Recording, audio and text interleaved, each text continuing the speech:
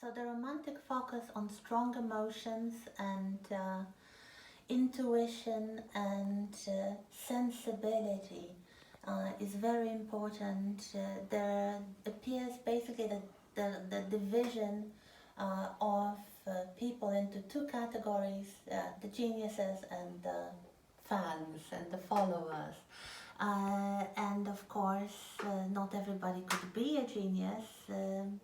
It requires a special skill, a special talent, a special intuition, but you could find a genius to follow. This is something that will continue into the Victorian period as well. The cult of great people, the cult of heroes. It starts in Romanticism, in the belief in the special status of artists, of poets, of intellectuals. So they would be the expressions of the natural force, the natural talent.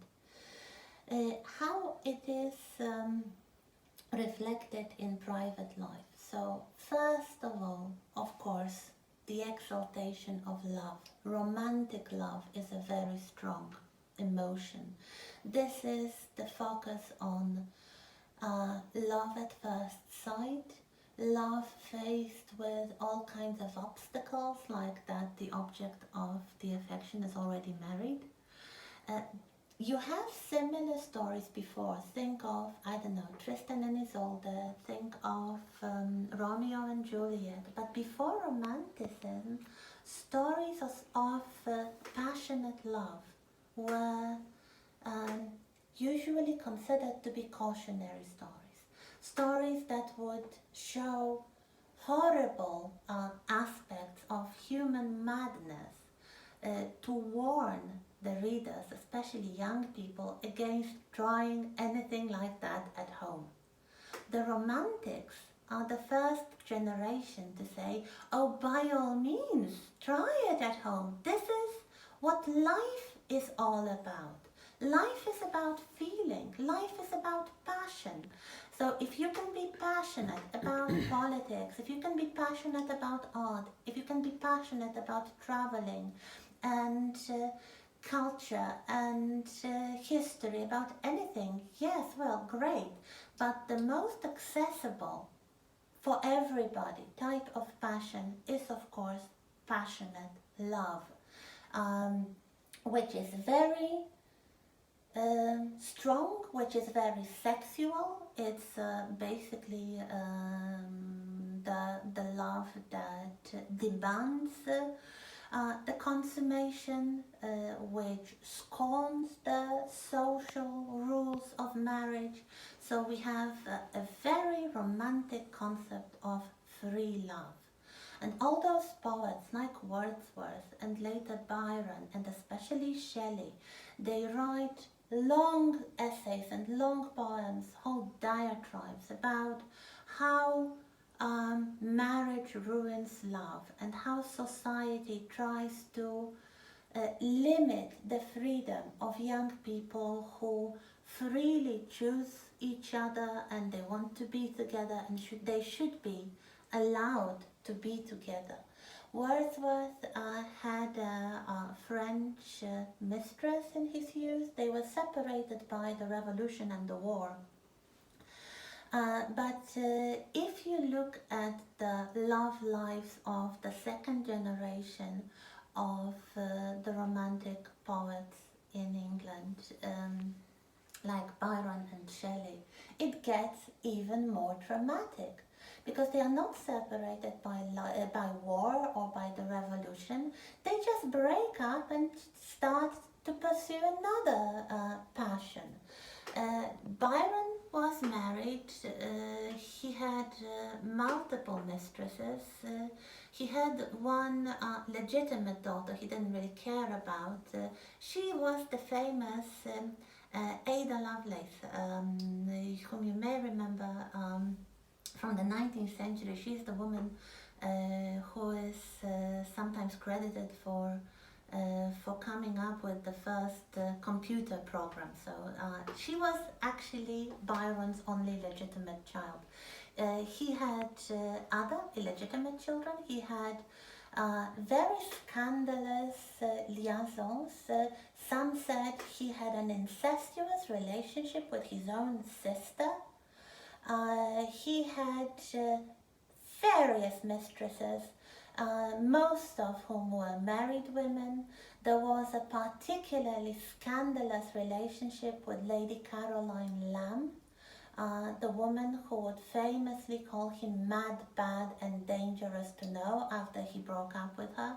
She would send him her pubic hair in a letter. So yes, this was a lot of passion, this was a lot of eroticism.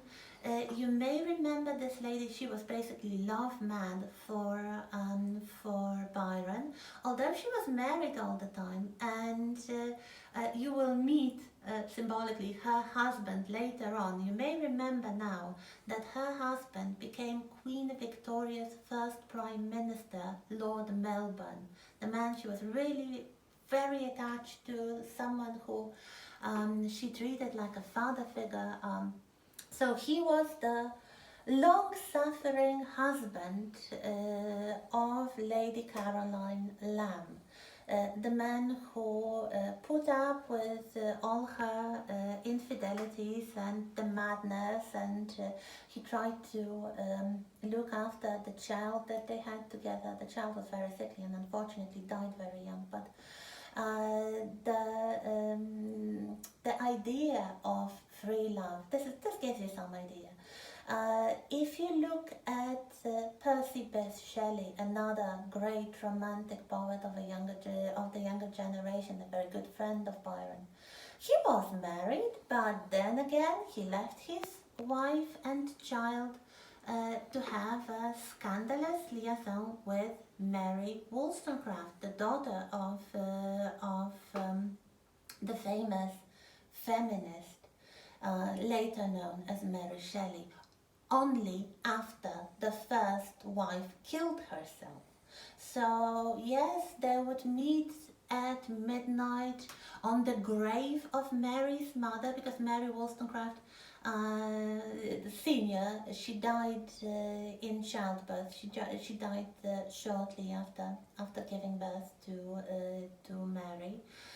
Some say they consummated their relationship on the mother's grave. So a lot of darkness, a lot of Gothicism, a lot of strong, turbulent emotions, which of course had nothing to do with conventional marriage and conventional family life. This is romanticism at its wildest.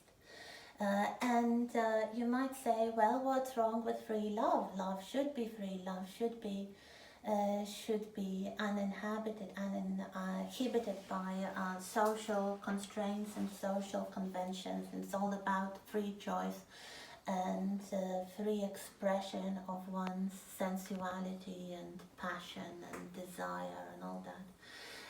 Yes, if you happen to be a rich man, if you happen to be a dependent woman, especially in the period long before contraception, this fixation on romanticism and free love could prove very dangerous indeed. So it did not last longer than the Romantics, really. And if we consider later generations, especially the Victorians, with their overly stiff social rules, and especially the rules concerning family life, this can be seen as a kind of reaction towards the worst excesses of romanticism. So a little bit of passion, great, even the Victorians would admit that. So definitely free choice of the spouse, but then rather than rush from one passion to another as soon as the first one is spent, for example, by the appearance of children.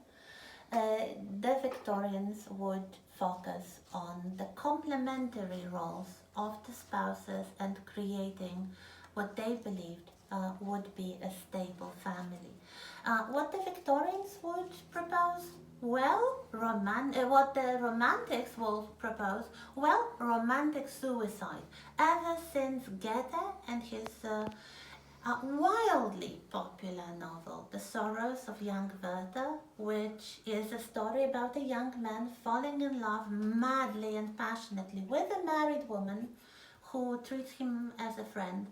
So in the end, he commits suicide. And you would have the entire generation of late 18th century young people dressing like Werther, trying to write letters like Werther, and even orchestrating the kind of copycat suicides to conclude their passionate love affairs in the most romantic fashion. And there is a lot of suicide or suicide attempts in the Romanticism. Mary Wollstonecraft, before she finally was killed by motherhood, she tried to drown herself when her previous passion grew bitter. In France, she met an American diplomat. She was very much in love, but after they had a child, young Mary's elder sister, half sister, he abandoned his lover, and she tried to drown herself. She was saved, and then she was also, you might say, psychologically saved by marriage to Mary Shelley's father, a philosopher, William Godwin, but she tried to commit suicide. I already mentioned the first wife of Shelley, who was driven to suicide. So it's not only men killing themselves because of unrequited love or because the excess of passion, it's the women who are faced with destitution, who are faced with abandonment, especially with young children in tow, who are killing themselves or trying to kill themselves for what could be called slightly less poetic reasons. So this is really the kind of transition moment in history between the 18th century and between the 19th Victorian period.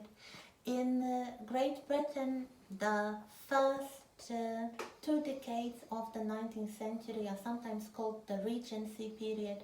You may remember the story of the Prince Regent and his very turbulent and in a way romantic life. So when George III lost his mind, future George IV, ruled as Prince Regent, a very unpopular king. So that's about Romanticism. I will give you the links to the documentaries. I will send you the quiz to do. And next time we'll move further into the 19th century.